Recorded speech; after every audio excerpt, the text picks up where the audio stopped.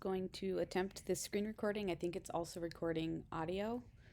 I can't be totally sure. So the first thing I'm doing, I saved your pictures to my desktop. So I opened Bridge, which I have down here on my dock, selected those 4 pictures, highlighted them. I'm going to right click and go open in Camera Raw.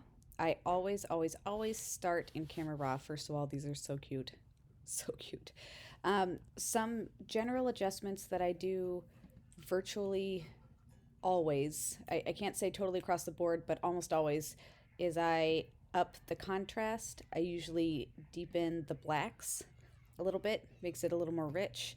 For this one, I'm going to bring the exposure up a bit, but my highlights down because I don't want highlights to be blown on her skin because that would just take away from the look. I bring my texture up just a smidge. I come down to detail, click on that. I always do a little bit of noise reduction, usually about that much, but if I click here and bring it up, I mean, it's not a noisy picture to begin with. So if I take noise reduction down, you can see that it was, grainier. But it's not a noisy picture to begin with. But I will still do that a little bit.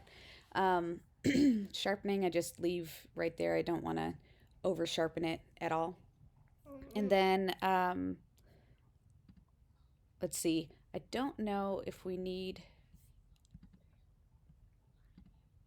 Okay, I'm zooming in. I'm trying to see if there's chromatic aberrations, and there is a little bit of that going on. So I'll go to optics, and I can click here to remove it automatically.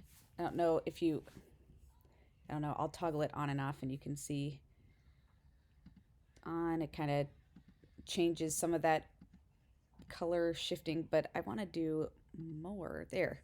Click on that purple amount.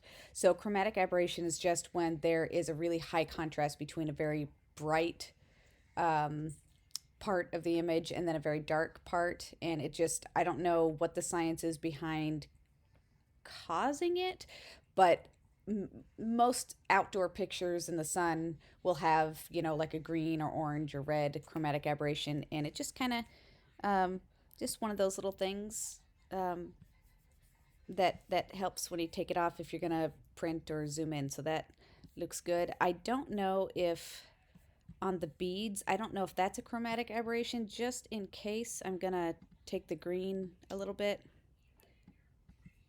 maybe change this upper parameter a little bit more towards the blue. Yeah, so that actually did help a little bit there. Those are just little details. I just I feel like they matter, so I always do it.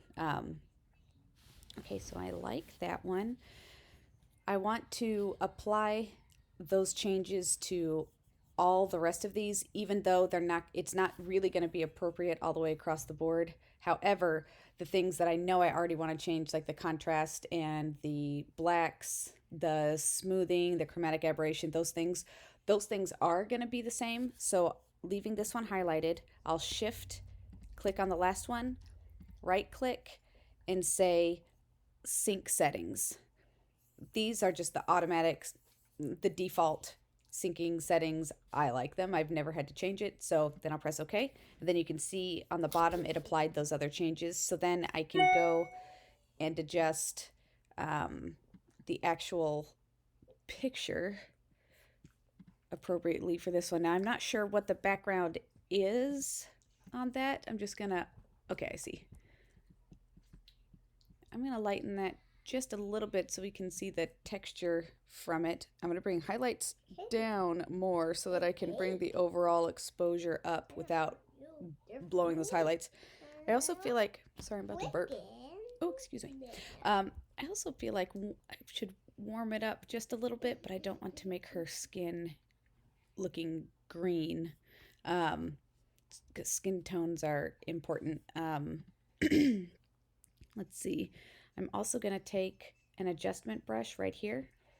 Click on that. that's how I was using it last time.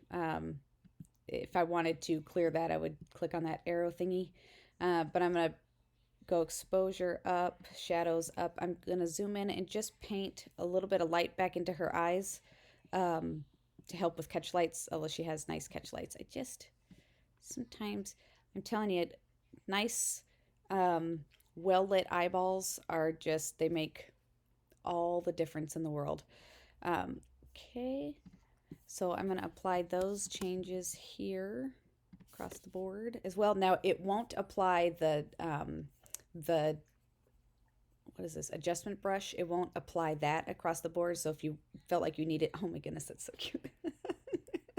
That's the first time I saw that one up close. I love it. Oh my goodness.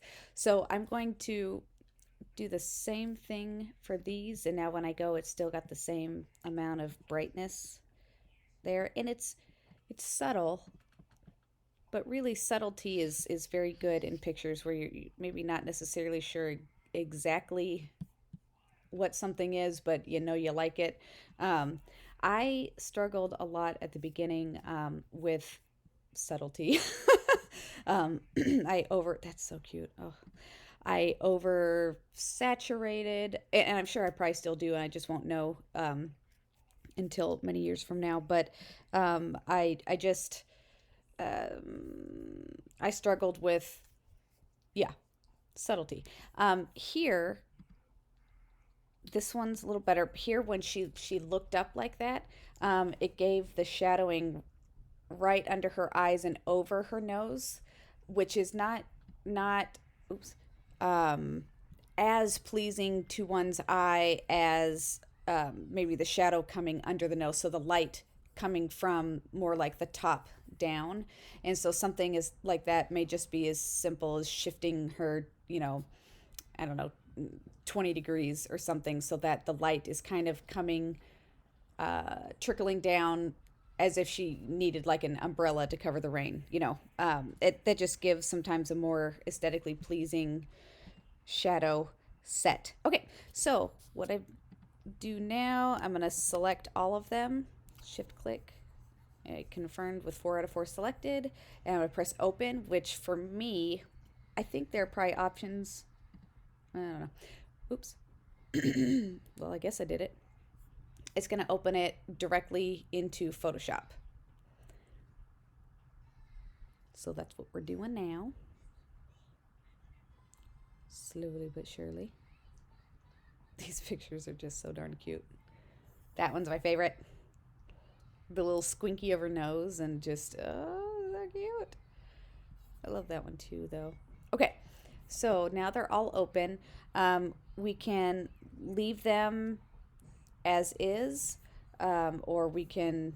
I do have a bunch of actions. What I tend to use would be, let's see. I don't know why I'm scrolling up and down obsessively like that. I would use. So that's my favorite skin smoother for skin. She does not need skin smoothing, but I just saw it.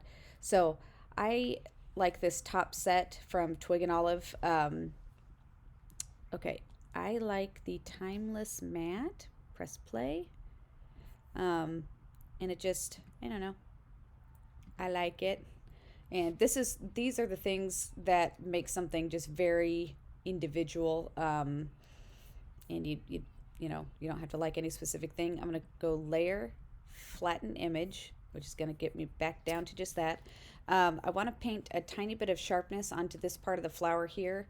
The focus fell here, which is beautiful, but I was just wondering if I could bring a little bit of the sharpness back into this flower to help that remain the focal point. So I'm going to press Command J, which got me another layer.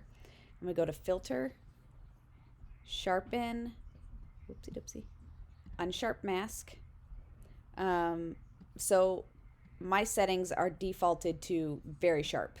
And if you want to see the focus, obviously is here.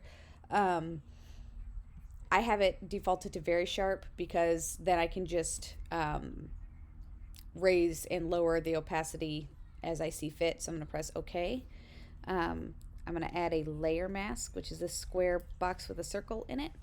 And then if I press Command I, that is going to invert the mask. And then I can, bless you, John. And then I can paint it on. So I press B for my paintbrush. I'm going to put my opacity on the paintbrush back to 100. I'm using a soft brush at 0% hardness. I'm going to change the size of it. On my MacBook, that's the bracket key. And then I'm going to, so I use the opposite color of what's here. If the black layer mask is showing, then you need a white brush, and you find that here. And if it was a white layer mask, then you use a black brush. White reveals and black conceals. So when I pressed Command I changed it from a white layer mask to a black layer mask, which was hiding all of the sharpening. And then I use my white brush to turn the spot on the layer mask white, which is going to reveal the sharpening back. I don't know how much this will or won't do, but we'll be able to see. Now I'm going to toggle that entire layer on and off. I mean, I don't know. It didn't really do anything, but I would say negligent at best. But still, that's how you do that. And then I will probably, I'll flatten that again, and then I'll go to finishing touch, which gives a little sharpening, a little more color contrast. Let me just toggle that on and off to see if I like that amount. I'm going to bring that down to about 50%. All right, layer, flatten. I'm going to call it a day with that one. I'm going to go save as. We'll call that edit. Well, let's see. I don't know what size to put this. I'm going to put this on a 10. For my other camera, the file sizes are so big that I have to save it at a 7 or else I can't ever send it anywhere. I'm going to move to this one, which I love. And I'm just going to do the same thing. I'm going to do this matte. Except for I want to see a little less of it. And I want to actually, what do I want to do? What do I want to do?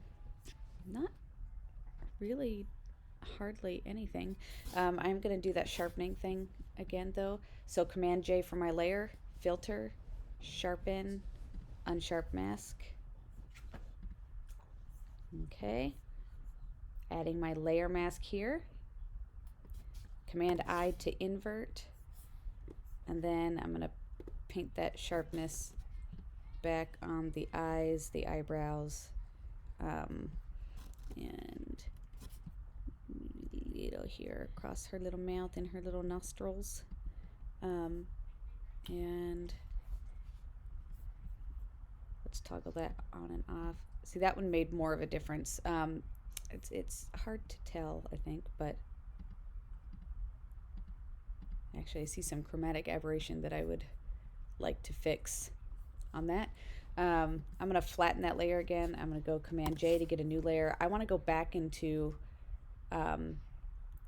ACR to get rid of that chromatic aberration. So I'm going to go click on Camera Raw Filter. It's just going to dump us right into ACR. All right, so let's go back to optics. Let's zoom. You're right. Look, I hit. Whoa! All right, I'm gonna click on green. Let's see what might need to increase that parameter a little bit. Yeah, that's better. And then from here, if we wanted, also, I'm just gonna commit that. I'm going to go back into ACR. I just didn't want to lose what I just did. Here I have ACR presets. I need to go potty. Okay, go potty, buddy. These are from Twig and Olive. Again, I really like them. Haystack is a nice one. So here you can apply presets. This one is a really rich one that I like. That is too strong and too much. So part of the reason I like to make a new layer in Photoshop and then come back into ACR is that I can reduce the overall strength of that preset. So I can come to opacity and just go to 40%. I gotta zoom that out so I can truly see what it looks like. And then I always toggle before and after, um, just to really see where I'm at. Sometimes it gets hard to remember, I don't know, just like where you came from, and hard to tell if you've done too much. I'm also going to get rid of a little bit of that red color cast on her face from her outfit. Not all the way, because we don't want to completely remove the red from her skin, but just a little bit that isn't naturally already found in her skin, just as a color cast from her adorable little outfit. Okay. And I used, oh, I forgot to say what I was doing. I brought the opacity of that brush to 39% because I didn't want that to be full strength. And so, yeah, that helps just a smidge. Last thing is I'm gonna go to top eye brightener and just do one more little gentle pass over those eyeballs, just to increase the catch lights. But I'm gonna bring that strength down because we do not want it to be very much. A lot of these details are just tiny, and I don't know. They don't necessarily make much of a difference all by themselves, but all together they can make for a polished image. I'm going to save that, and I don't know why I did that all in caps. There. And defaulting to 10 again. And then I'm going to end this recording because it's long, and I'm hoping I'm going to be able to send this to you. Although I kind of want to turn this black and white also. Oh, I'm going to show you my favorite black and white edit or action, actually, because I feel like this would be a nice one for it. So Command J again, because I want to go back into ACR. Camera raw filter. So my very favoriteest black and white is Coconut by yes, Char? Slippy. It's Slippy. It's matte, which I like, and I don't know, I just really love it. So, and this is a nicely contrasty picture to do this on. So I brought up the exposure a little bit, overall for details in the blanket and stuff, but I didn't want to blow the highlights on her little skin. So I'm just coming through with the adjustment brush and just slightly bringing those highlights down. And then I'm just going to press OK. It's beautiful in black and white. I love it. And layer, flatten image again. Now I'm going to save as, and I'm just going to tag, whenever I have a picture that I've done an edit in color and black and white, I keep it named the same. I just tag on a little BW at the end. And we're done. Okay. Now I'm going to end this and see how I can send it to you. Bye.